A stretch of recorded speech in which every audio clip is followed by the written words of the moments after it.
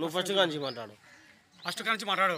జ్వరాలు వచ్చి ఈ కాలువలు ఈగలు కడిచి దోమలు కడిచి కాళ్ళని బొక్కలు పడినాయి చూడు సార్. ఇదో చూడు మెట్టెలు కానీ తీసిన చూడు సార్. నేను ఎందుకు ఈ కాలువలు ఇవన్నీ లేక మాకు చేటు కాలువలు లేక వానలు పడి వర్షాలు పడి మేము అల్లాడిపోతున్నాం. మీ మాలేపాడు గ్రామానికి సంబంధించిన ఒక ఉంటారు కదమ్మా, అధికారి ఉంటాడు కదా. ఎవరు లేరు సార్, అధికారులు లేరు, ఎవరు రారు మాకు అసలు ముందు ఎవరు లేరమ్మా. ఎవరు రారు. మహిళకు ఓట్లప్పుడు వచ్చారు, మాకు ఓటు వేసుకుంటారు అంతే సార్. అంత తప్పనిచ్చి మాకు ఏం లేవు సార్.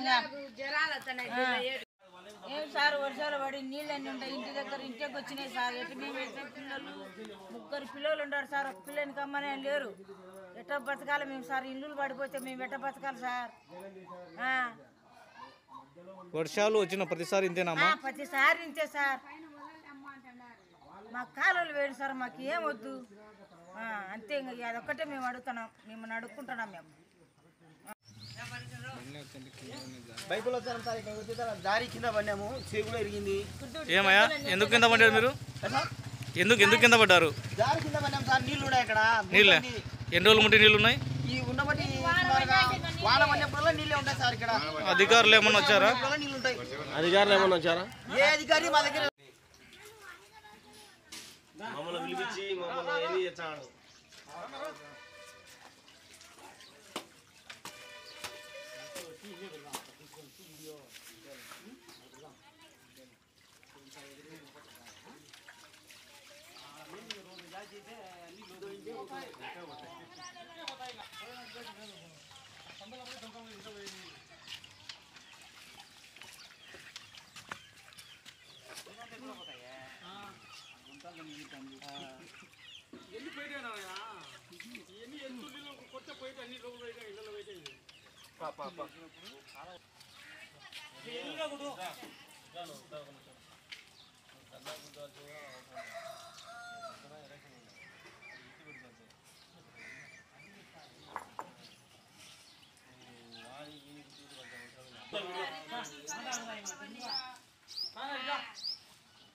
చెప్పమ్మా. ఎస్సీ కాలనీ తూర్పిల్లు సార్. మాకు ఏ రాజకీయ నాయకుడు ఇచ్చినా మీ గుండెలు నిద్రపోతామంటారు సార్. ఎవరు నిద్రపోరు సార్, మమ్మల్ని నిద్రపోండి సార్.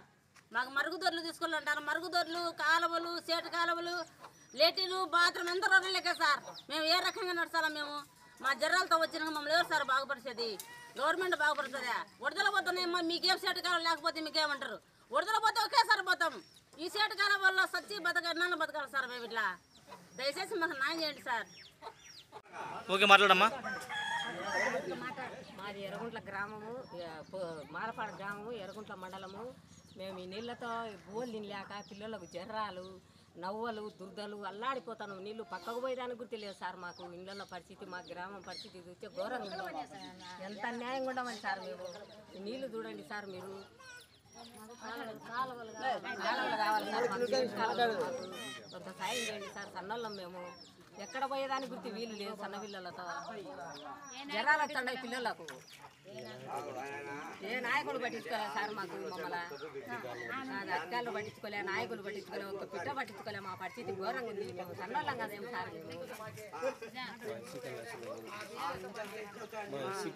మా ఎస్సీ కాలనీ ఎవరు పట్టించుకోలే సార్. అది ఒక పిట్ట పట్టించుకోలే మా ఎస్సీ కాలనీ. మేము అల్లాడిపోతున్నాం, ఎవరికి చెప్పుకునేదానికి తెలియదు మా పరిస్థితి. ఒక్క నిమిషం కాలనీ, ఒక్క నిమిషం మళ్ళీ షార్ట్ కంటేనా. నమస్తే సార్.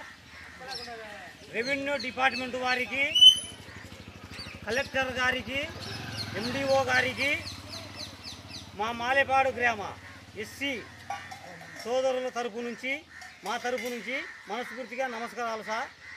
మా మాలేపాడు గ్రామంలో తూర్పున ఉండే ఎస్సీ కాలనీలో వర్షం పడినచో చూడండి సార్, బురద ఇలా బురదమయమై మా సోదరులంతా చాలా ఇబ్బంది పడుతున్నారు సార్. బురదకు జారడము, కాళ్ళు ఇరగడము, ఒక మనిషికి చెయ్యి కూడా ఇబ్బంది పడినాడు సార్. ఇంటిపై కింద పడి ఈ బురద వలన, దోమల వలన దోమలు ఎక్కువయ్యి